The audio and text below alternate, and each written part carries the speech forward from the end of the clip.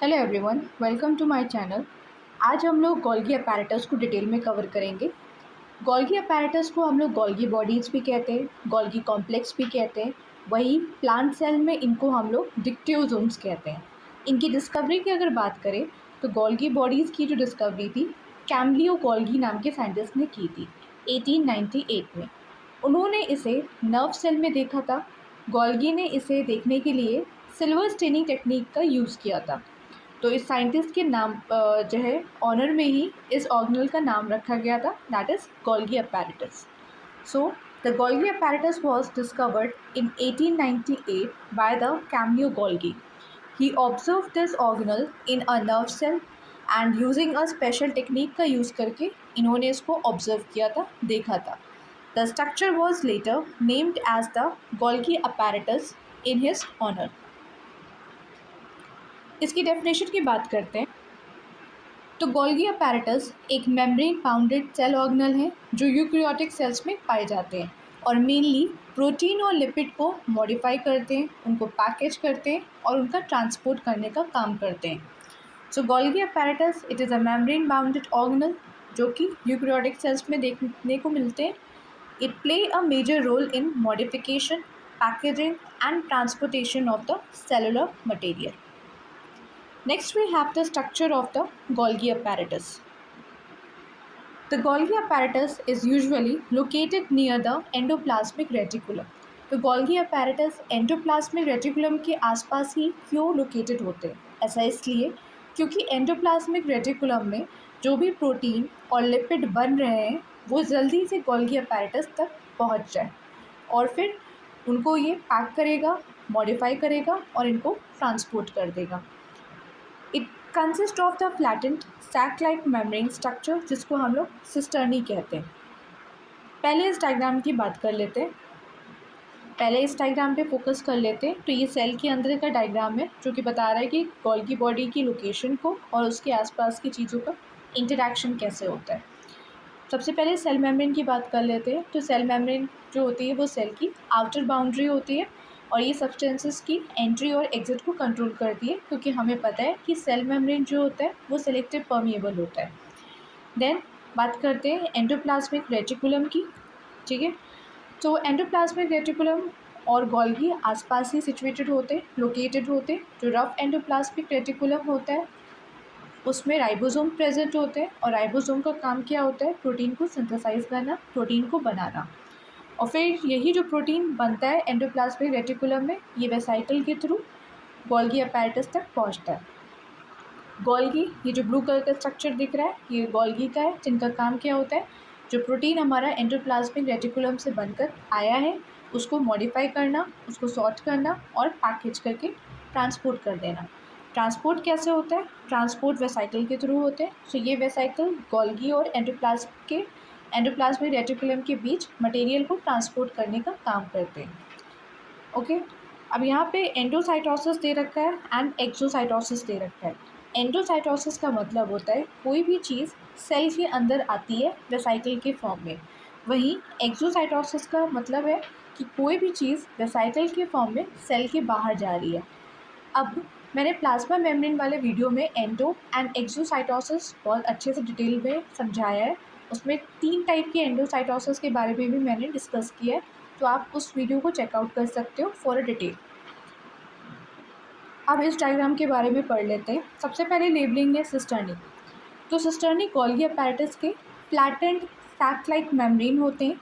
ये एक के ऊपर एक स्टॉक में अरेंज्ड है। यही जो होते हैं गोल्गी का मेन स्ट्रक्चरल यूनिट है जहाँ मॉडिफिकेशन प्रोसेस होता है। फिर बात करते हैं सिस फेस की। तो सिस फेस गोल्गी अपैरेटस का रिसीविंग साइड होता है। यही साइड होता है जो एंडोप्लाज्मिक रेटिकुलम की तरफ होता है, फेस करके खड़ा होता है, ठीक है। एंडोप्लाज्मिक रेटिकुलम से आने वाला जो भी ट्रांसपोर्ट वेसाइकल होता है वो यहाँ पे आके फ्यूज़ कर जाता है और प्रोटीन को गोल्गी को दे देता है, ठीक है। Then we have the incoming transport vesicles. तो ये क्या होते हैं? वेसाइकल का मतलब होता है कि ये छोटे छोटे जो गोले टाइप के स्ट्रक्चर्स हैं इनको हम लोग वेसाइकल कहते हैं। अब एंडोप्लाज्मिक रेटिकुलम ने प्रोटीन बनाया, वही प्रोटीन जो होता है वो इन वेसाइकल्स में, जो ट्रांसपोर्ट वेसाइकल जिनको कहते हैं, इनके अंदर होता है फिल्म, और ये आके हमारे गोल्गी अपैरेटस के सिस फेस पे फ्यूज़ हो जाते हैं। तो यही होता है इनकमिंग ट्रांसपोर्ट वेसाइकल। अब ल्यूमेन क्या होता है? तो ल्यूमेन सिस्टर्नी के अंदर का इंटरनल स्पेस होता है। इसी स्पेस में प्रोटीन और लिपिड का मॉडिफिकेशन होता है। ठीक है, बात कर लेते हैं ट्रांसफेस की। सो जो ट्रांसफेस होता है वो गोल्गी अपैरेटस का शिपिंग या एग्जिट साइड होता है। सिस वाला क्या होता है? चीज़ों को रिसीव करता है, और यहाँ से ट्रांस वाले में क्या होता है? चीज़ों को एग्जिट कराता है। ठीक है, अब यहाँ से मॉडिफाइड प्रोटीन जो होता है वेसाइकल में पैक होकर सेल के डिफरेंट वाले पार्ट्स में भेज दिया जाता है। सिक्रीटरी वेसाइकल्स क्या होते हैं? तो सिक्रीटरी वेसाइकल्स गोल्गी से निकलने वाले वेसाइकल्स होते हैं। ये प्रोटीन्स या फिर एंजाइम को सेल मेम्ब्रेन तक ले जाकर आउटसाइड उनको रिलीज़ करने का काम करते हैं। ये न्यूली फॉर्म वेसाइकल क्या है? तो ये वेसाइकल्स गोल्गी के एजेस से बड ऑफ होता है, यानी कि ये जो नया वेसाइकल है ये अलग हो जाएगा, इसी को कहते हैं बड ऑफ। तो ये नया वेसाइकल बन जाता है। तो इनका काम होता है मॉडिफाइड मटेरियल को ट्रांसपोर्ट करना। तो आई होप कि ये डायग्राम अच्छे से समझ में आ गया होगा। अब हम इन्हीं चीज़ों को आगे रिटन फॉर्म में डिस्कस करेंगे। Next we have the polarity and the three functional region. तो Golgi apparatus shows a polarity, meaning it has a structurally and functionally different region. तो गोल्गी apparatus पोलैरिटी शो करता है, इसका मतलब है कि उसके पास स्ट्रक्चरली एंड फंक्शनली अलग अलग रीजन्स होते हैं। It has two main faces जिनको हम कहते हैं cis face and the trans face. पीछे डायग्राम में भी हमने डिस्कस किया था और यहाँ पे भी देख लो, इसके पास सिस फेस होता है एंड ट्रांस फेस भी होता है, दो फेसेस होते हैं। Cis face is called as the forming और रिसीविंग फेस। तो सिस फेस क्या करता है? चीज़ों को रिसीव करता है। जो भी प्रोटीन और लिपिड हमारा एंडोप्लाज्मिक रेटिकुलम से बनकर आ रहा होता है ट्रांसपोर्ट वेसाइकल के थ्रू, वो रिसीव कौन करता है? सिस फेस करता है। इसीलिए इसको हम लोग फॉर्मिंग या फिर रिसीविंग फेस कहते हैं। Then we have the trans face is also called as the maturing और अ शिपिंग फेस। तो ट्रांस फेस को गोल्गी apparatus का शिपिंग या फिर एग्जिट फेस भी कहते हैं। यहाँ से मॉडिफाइड प्रोटीन्स जो होते हैं वो वेसाइकल में पैक होकर सेल के डिफरेंट पार्ट्स में भेजे जाते हैं। Golgi apparatus is divided into a three main stock. तो इसको तीन मेन स्टॉक्स में डिवाइड किया गया है। कौन से वो तीन मेन स्टॉक हैं? पहला स्टॉक है सिस स्टॉक, जिसको हम लोग रिसीविंग रीजन कहते हैं। तो the cis stack is a part of the Golgi apparatus that lies closest to the endoplasmic reticulum. हमें पता है कि जो सिस वाला फेस होता है वो एंडोप्लाज्मिक रेटिकुलम के पास लाई कर रहा होता है। It receive and transport vesicle coming from the rough endoplasmic reticulum. तो ये ट्रांसपोर्ट वेसाइकल्स को रिसीव करता है, और ट्रांसपोर्ट वेसाइकल्स जो होते हैं वो गोल्गी बॉडी से फ्यूज़ कर जाते हैं और चीज़ों को, प्रोटीन को गोल्गी बॉडीज़ को दे देते हैं। ठीक है, ट्रांसफ़र कर देते हैं। Vesicle from the rough endoplasmic reticulum fuse with the cis stack and release the newly synthesized protein into the Golgi. Next जो है वो है मीडियल स्टॉक। मीडियल स्टॉक क्या होता है? तो medial stock it is a middle portion of the Golgi apparatus। तो medial stock जो है वो गोल्गी apparatus का मिडिल पार्ट होता है, जो सिस स्टॉक और ट्रांस के बीच में लोकेटेड होता है। एक तरफ सिस वाला फेस है, दूसरी तरफ ट्रांस वाला फेस है, और जो बीच में है वो है मीडियल। ठीक है, in this region the protein and the lipids undergo the further chemical modification. अच्छा, सो मीडियल स्टॉक को हम लोग प्रोसेसिंग रीजन कहते हैं। क्यों? इसलिए कहा जाता है क्योंकि यहाँ पर प्रोटीन और लिपिड्स का केमिकल मॉडिफिकेशन होता है। ठीक है, various enzyme present in this region help in modification reaction. तो इस मीडियल स्टॉक में होता क्या है? सो मीडियल स्टॉक में एंजाइम्स की हेल्प से प्रोटीन और लिपिड्स को मॉडिफाई किया जाता है। यहाँ पर कार्बोहाइड्रेट के ग्रुप को या तो ऐड करेंगे या फिर रिमूव कर देंगे। इस प्रोसेस से क्या होता है? ग्लाइकोप्रोटीन और ग्लाइकोलिपिड्स जो होते हैं वो बनते हैं। Next we have the trans stock. So trans stock को हम लोग शिपिंग रीजन भी कहते हैं। So the trans stock it is a part of the Golgi apparatus that is furthest from the endoplasmic reticulum. So जो trans वाला face होता है वो काफ़ी दूर प्रेजेंट होता है। इट एक्ट एंडोप्लाज्मिक रेटिकुलम से काफ़ी दूर होता है। It act as a dispatching और a shipping region of the Golgi. तो यहाँ से क्या होता है, यहाँ से जो भी मॉडिफाइड प्रोटीन होते हैं वो डिस्पैच होते हैं। Modified substances are sorted and packed into the vesicle in this region. तो आई होप तीनों स्टॉक आपको अच्छे से क्लियर हो गए होंगे। Next we have the chemical composition of the Golgi apparatus. So Golgi apparatus mainly composed होते हैं प्रोटीन एंड लिपिड से। तो ज़्यादातर गोल्गी अपैरेटस किससे बने हुए होते हैं, प्रोटीन से एंड लिपिड से। Its membrane are made of phospholipid and protein. तो इनकी जो मेम्ब्रेन होती है वो किससे बनी होती है, फॉस्फोलिपिड एंड प्रोटीन से बनी हुई होती है।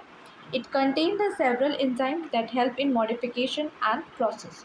सो इनमें बहुत सारे एंजाइम्स प्रेजेंट होते हैं जो कि हेल्प करते हैं मॉडिफिकेशन में। Next we have the function of the Golgi apparatus. तो गोल्गी अपैरेटस का फंक्शन होता है, 3 मेजर काम होते हैं जो कि ये परफॉर्म करते हैं।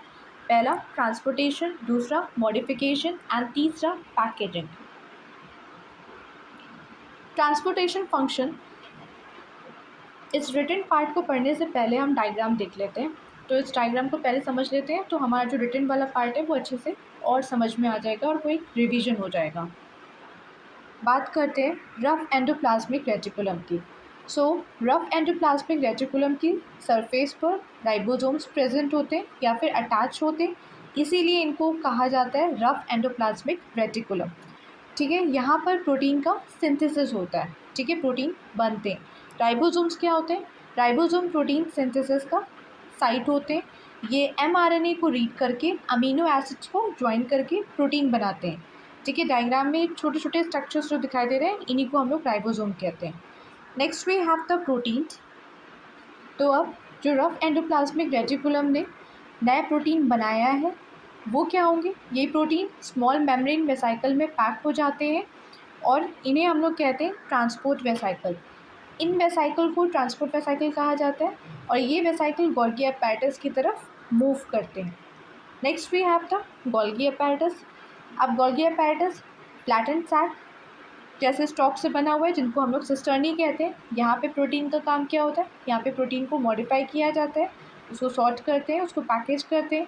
गोल्गी प्रोटीन को डिफरेंट डेस्टिनेशन के लिए रेडी करता है। ठीक है, उनको मॉडिफाई करके वो उनको अलग अलग डेस्टिनेशंस के लिए रेडी करता है। अब यहाँ पे वेसिकल एक और बार लिखा हुआ है लेकिन ये सिक्रेटरी वेसिकल होते हैं। यहाँ पे ट्रांसपोर्ट वेसिकल थे और यहाँ पर सिक्रेटरी वेसिकल की बात की जा रही है।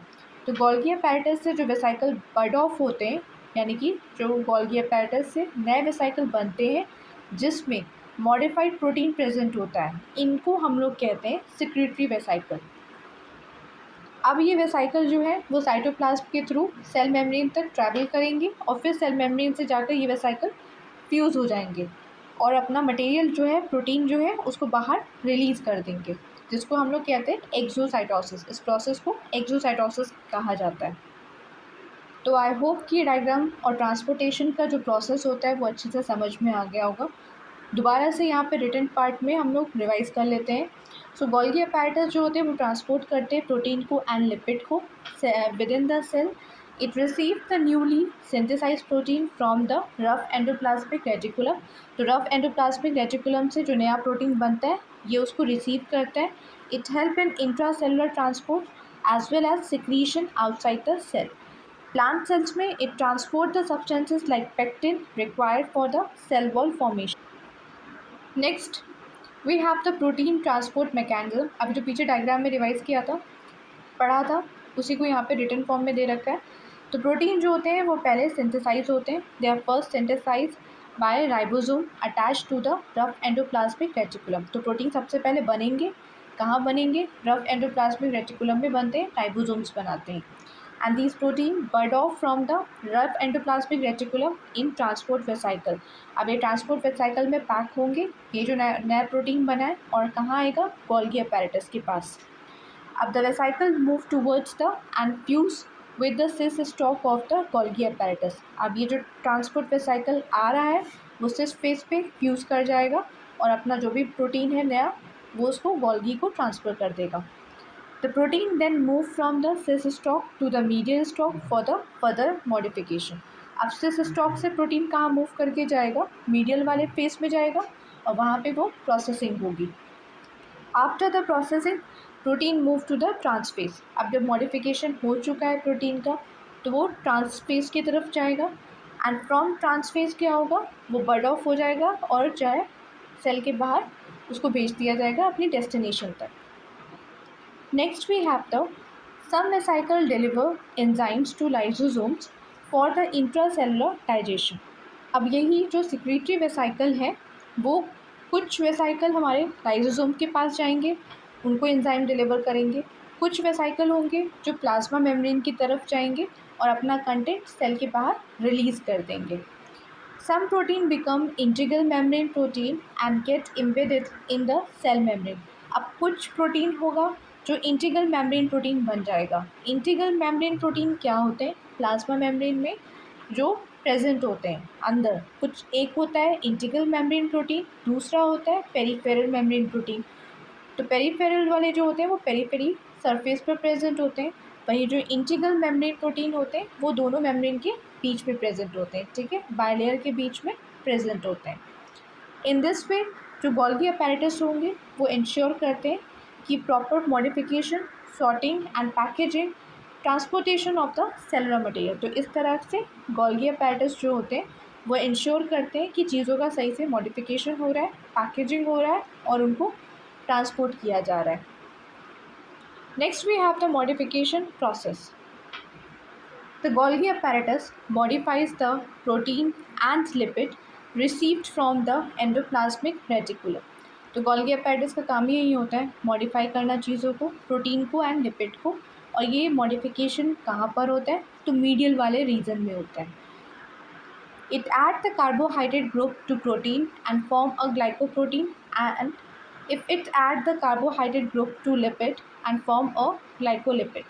तो कार्बोहाइड्रेट में क्या होगा, या तो लिपिड का ऐड किया जाता है और या फिर प्रोटीन्स का ऐड किया जाता है। तो अगर कार्बोहाइड्रेट से प्रोटीन अटैच हो जाता है तो वो क्या बनाएगा, ग्लाइकोप्रोटीन। वहीं कार्बोहाइड्रेट से अगर लिपिड अटैच हो जाएगा तो वो ग्लाइकोलिपिड बनाएगा। These modification make the molecule functionally active। After the modification, Golgi apparatus package material into the membrane bounded vesicle। तो अब चीज़ों का मॉडिफिकेशन हो गया तो गोल्गी अपैरेटस ने उन मॉडिफाइड प्रोटीन को और लिपिड्स को क्या करा, मेम्ब्रेन में पैक कर दिया, वेसाइकल बना दिया। अब these vesicle ensures the proper delivery of the substances to their final destination. अब यही जो सिक्रीटरी वेसाइकल्स होंगे ये अपनी डेस्टिनेशन तक चीज़ों को लेके जाएंगे। The Golgi apparatus play an important role in the formation of the lysosomes। तो गोल्गी अपैरेटस जो होता है ये एक इम्पॉर्टेंट रोल प्ले करता है लाइसोसोम के फॉर्मेशन में। तो गोल्गी अपैरेटस क्या करता है, देखो Golgi apparatus rough endoplasmic reticulum से आया हुआ डाइजेस्टिव एंजाइम को मॉडिफाई करता है, उसको पैक करता है, मेम्ब्रेन बाउंडेड वेसाइकल बनाता है जो आगे चलकर लाइसोसोम बन जाते हैं, ठीक है। So lysosomal enzymes produced by the rough endoplasmic reticulum are modified and packed by the Golgi apparatus to form a functional lysosome। Lysosome के बारे में हम डिटेल में लाइसोसोम के लिए एक अलग से वीडियो आएगी उसमें डिस्कस करेंगे। Then we have the functions of the Golgi body।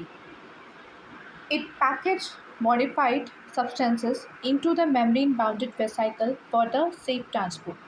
तो ये सिक्रीटरी वेसाइकल बनाता है, ठीक है, और ताकि सही से चीज़ों का ट्रांसपोर्ट हो पाए।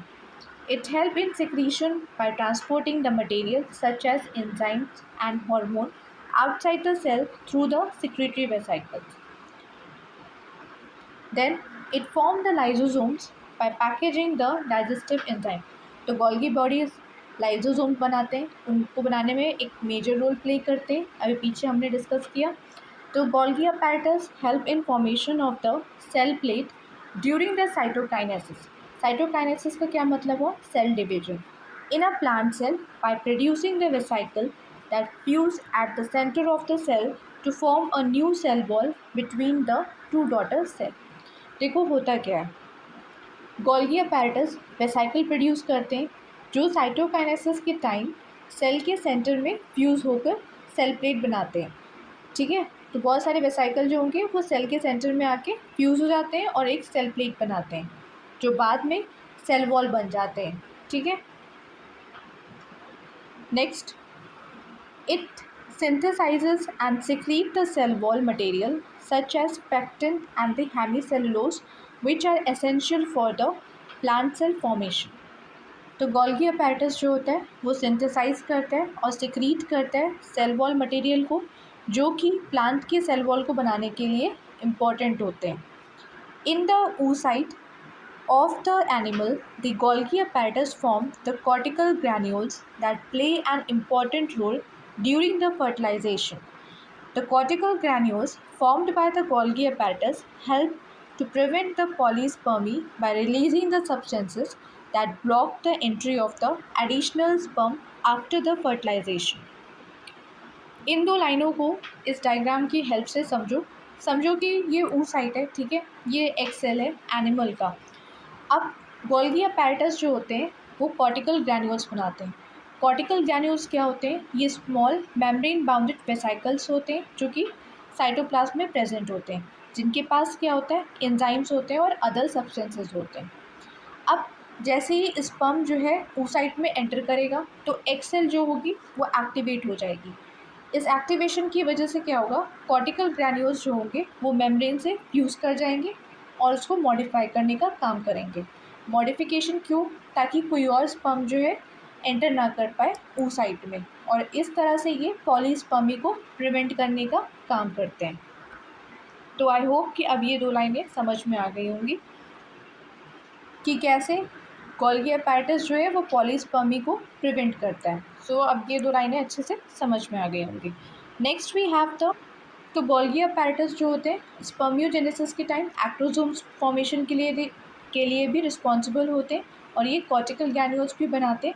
Next we have the Golgi apparatus जो होते हैं वो मॉडिफाई करते हैं, सॉर्ट करते हैं एंड पैकेज करते हैं प्रोटीन का एंड लिपिड का, ensuring their proper transport either inside the cell to the cell membrane और outside the cell. तो गोल्गी अपैरेटस मॉडिफाई करेगा प्रोटीन को, उनको पैक करेगा और उनके ट्रांसपोर्टेशन को इंश्योर करेगा. ठीक है. So this was it. If you found this video helpful, then please don't forget to like, share and subscribe to the channel. It's truly motivate me a lot. मिलते हैं next video में. Thanks for watching.